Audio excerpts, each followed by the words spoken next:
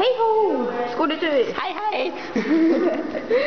Skoletur med Ami og Isa! Oi! Vi er så mye. Ja, vi er veldig mye nå. Det liker jeg. Jeg tenner på den normalt.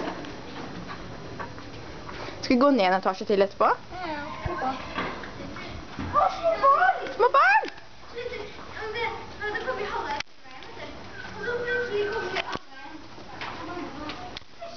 Her går vi og filmer.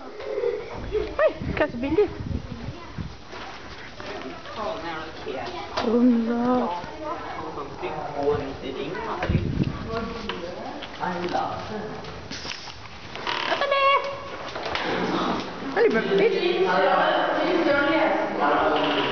Du føler deg veldig smart, tenker jeg.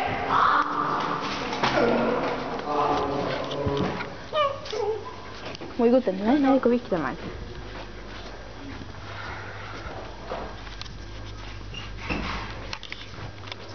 Skoletur.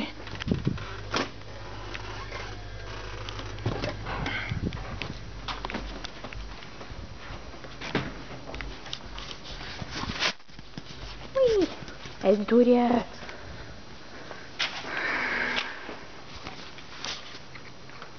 You're smart girl, faktisk. Skikkelig. Veldig bra engelsk. Hei! Dass. Uff. Da. Bibliotek.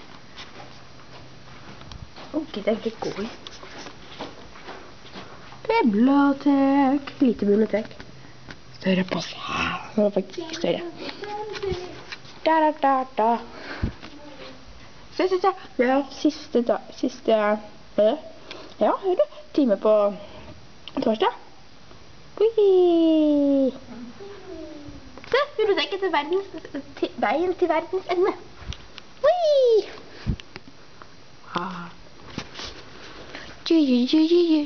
Musikkrommet.